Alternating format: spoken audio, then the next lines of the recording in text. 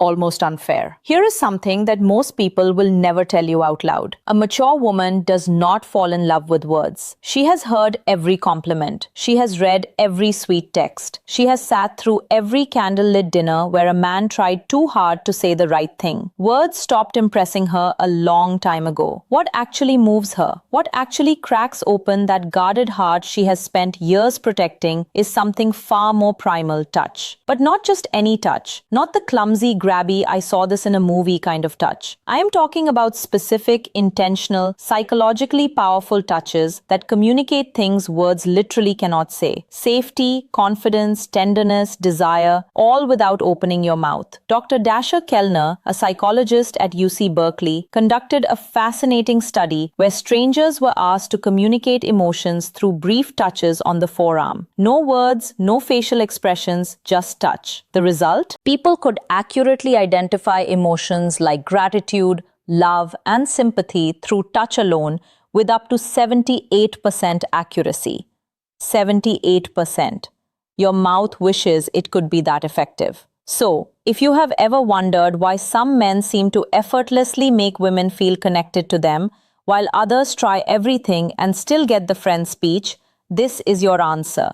It is not about what they say, it is about how they touch. And a mature woman, a woman who has been through enough to know exactly what she wants, responds to this on an entirely different level than someone in her 20s. Now, before I walk you through all 7 of these touches, I need to warn you about something.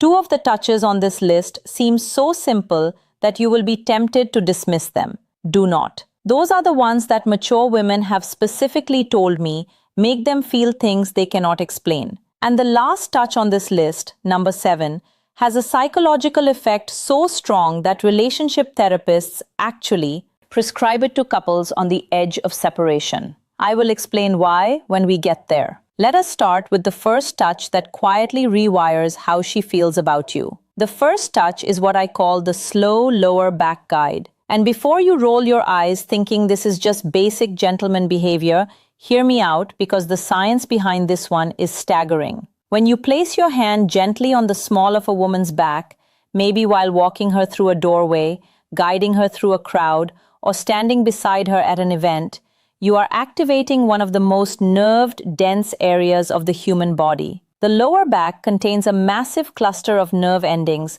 that are directly connected to the brain's emotional processing centers. A slow, confident, warm hand placed there sends a signal that bypasses logic entirely. But here is the part most men mess up. Speed and pressure matter enormously. A quick pat on the back feels like something her uncle would do at Thanksgiving. A heavy push feels controlling, but a slow, steady, warm placement of your full palm with just enough pressure to say, I am here and I am aware of you, triggers what psychologists call a protective bonding response. Her nervous system reads it as safety. Her brain releases oxytocin, and emotionally, she starts associating your presence with calm. A mature woman especially responds to this because she has spent years being the strong one. She has handled everything herself. She has been her own protector. When a man places his hand on her lower back with quiet confidence, it is not about control. It is about communication. It says, you do not have to carry everything alone right now. And for a woman who has been carrying the weight of her world on her own shoulders, that single gesture can feel more romantic than 100 roses. I once read a comment from a woman in her late 40s who said, and I am paraphrasing, he put his hand on my back while we were walking into a restaurant, and I felt something I had not felt in 15 years. I felt chosen. That is the power of this touch when it is done correctly. The second touch is the two-handed handhold, and this one is criminally underrated. Most people hold hands. That is not special. Teenagers hold hands at the mall. What I am talking about is different. This is when you take her hand and then bring your other hand over to cradle it. Both of your hands holding one of hers. Maybe during a conversation, maybe during a quiet moment, maybe after she has just told you something vulnerable. This touch works because of something called bilateral stimulation. When both of your hands are engaged and holding hers, it creates a symmetrical sensory input that her brain interprets as full attention and emotional presence. Therapists actually use bilateral touch techniques in EMDR therapy to help people process emotional trauma. So when you hold her hand with both of yours, you are quite literally giving her brain a signal that says, "You are safe here.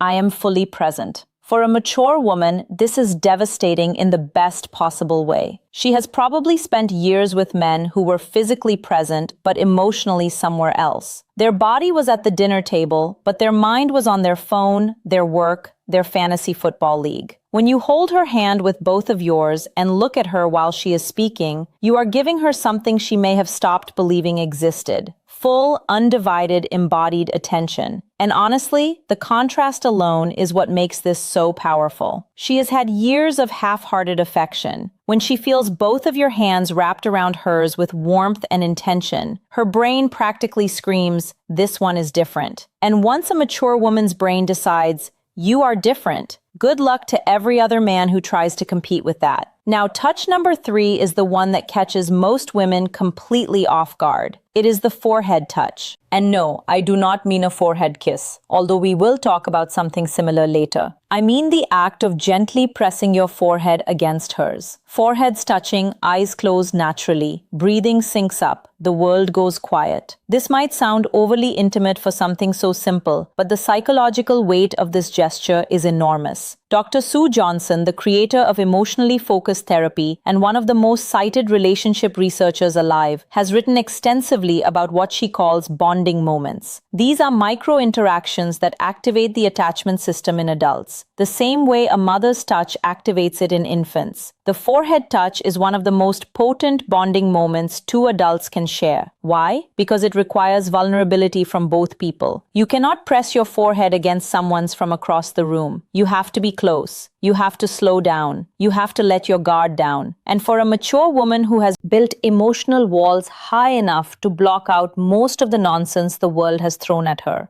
this touch is a quiet knock on a door she forgot she had. It does not demand anything. It does not escalate. It just says, "I am right here with you and nowhere else matters." And a man who can do this without rushing it, without turning it into something else, without breaking the silence with a joke because the intimacy feels uncomfortable, that man has just communicated more emotional intelligence than most people demonstrate in an entire relationship. Touch number 4 is the one I almost did not include because of how effective it is. I feel like I am handing out cheat codes at this point. This is the back of the neck touch. The nape of the neck is one of the most sensitive and vulnerable areas on the human body. It is packed with nerve endings, and because it is an area people cannot see or easily protect, touching it creates an immediate spike in both arousal and trust simultaneously. That combination is extraordinarily rare. Most touches create one or the other. This one does both at the same time. When a man gently places his fingers or his palm on the back of a woman's neck, maybe while sitting beside her, maybe while leaning in to tell her something, her brain goes through a rapid-fire evaluation. Am I safe? Do I trust this person? Does this feel good? And if the answer to all three is yes, the emotional response is almost instantaneous. Her breathing changes, her pupils dilate. Neurochemically, dopamine and oxytocin release in tandem, which is the exact cocktail responsible for romantic attachment. Here is where maturity plays a massive role. A younger woman might not even register the significance of this touch, but a mature woman, she has enough experience to recognize what the touch communicates. It communicates confidence without aggression, desire without desperation, familiarity without assumption. It is one of the most sophisticated touches a management man can offer, and the women who recognize it are the ones who have been waiting for exactly that level of awareness. A word of caution though, timing is everything with this one. You cannot walk up to a woman you just met and touch the back of her neck. That is not romantic. That is a police report. This touch works because it comes after trust has been established. It is a progression, not a shortcut. And a mature woman knows the difference immediately. Touch number 5 is the one I told you about at the beginning, the one that is almost unfair. It is the thumb stroke. And before you wonder what that even means, let me explain. Because this is where the psychology of touch becomes genuinely fascinating. The thumb stroke happens when you're already holding her hand, or when your hand is resting on her arm, her shoulder, or her knee. And without drawing attention to it, your thumb slowly moves back and forth against her skin. You do not announce its small, slow, rhythmic strokes. You do not announce it. You do not look down at your hand. You just do it while continuing whatever conversation you are in. This works because of a specific class of nerve fibers called catactyl adherens. These nerves respond specifically to slow, gentle stroking touch, and they are directly wired to the parts of the brain that process emotional connection and social bonding. Researchers at the University of Gothenburg in Sweden found that this type of slow stroking activates the insular cortex, which is the brain region responsible for feelings of intimacy, emotional closeness.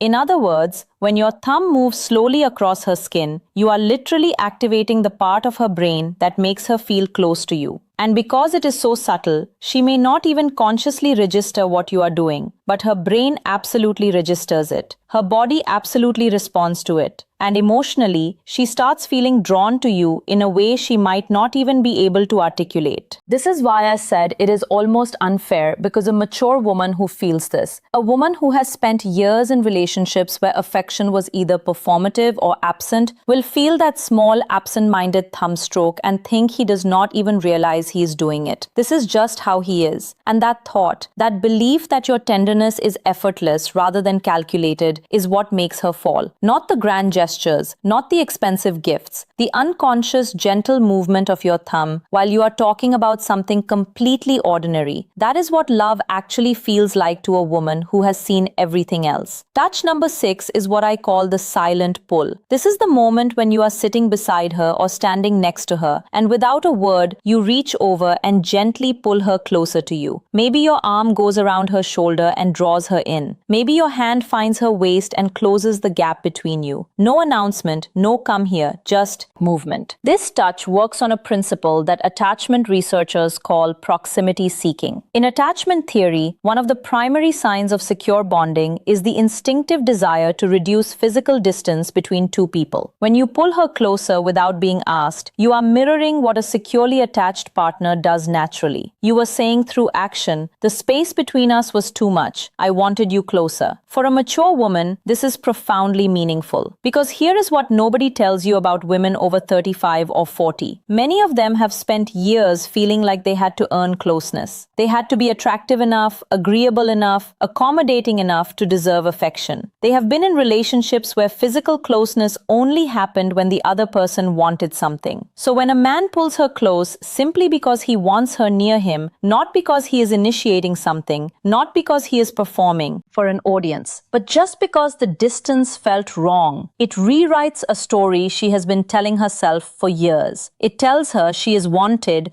not for what she offers, not for what she does, just for her presence, just for existing next to him. And if you do not think that is powerful enough to make a woman fall in love, you have never watched a confident, accomplished, self-sufficient woman melt into the side of a man who just wordlessly pulled her closer during a movie. And now touch. Number 7, the one I saved for last because it carries more psychological weight than everything else on this list combined. This is the long hold hug. Not a quick squeeze, not the back-padding body hug, not the one-arm side hug that says, I acknowledge your physical existence, but would rather not commit to this. I am talking about a full, both arms, wrapped chest-to-chest hug that lasts a minimum of 20 seconds. And yes, that number is specific for a reason. Research published in the journal Psychoneuroendocrinology found that hugs lasting 20 seconds or longer trigger a significant release of oxytocin while simultaneously reducing cortisol with a stress hormone. This means that a long hug does not just make a woman feel loved, it literally reduces her stress at a biological level. Her heart rate slows, her blood pressure drops, her nervous system shifts from sympathetic activation, which is fight or flight mode, into parasympathetic rest, which is the state where bonding and emotional openness become possible. This is why relationship therapists prescribe extended hugging to couples in crisis. Dr. John Gottman, whose research on relationships spans over 4 decades, has recommended prolonged physical holding as one of the most effective tools for rebuilding emotional trust between partners. It is not a metaphor, it is not a feel-good suggestion, it is a clinically supported intervention. Now, here is why this matters so much for a mature woman specifically. By the 10th time a woman reaches her 40s, 50s, or beyond,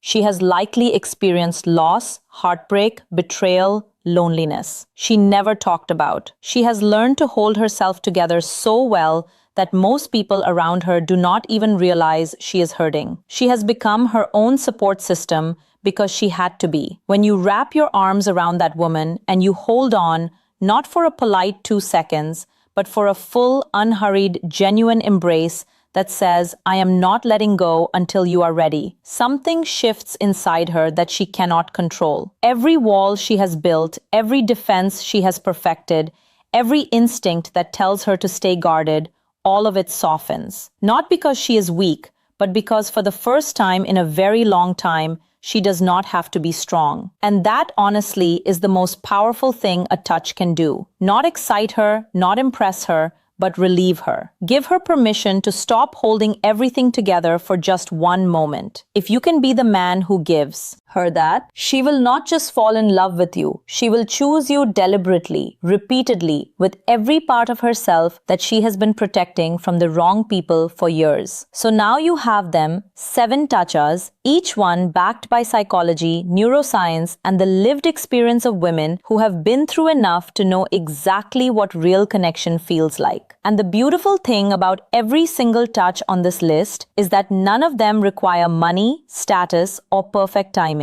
They require awareness, intention, and the willingness to slow down long enough to actually be present with the person in front.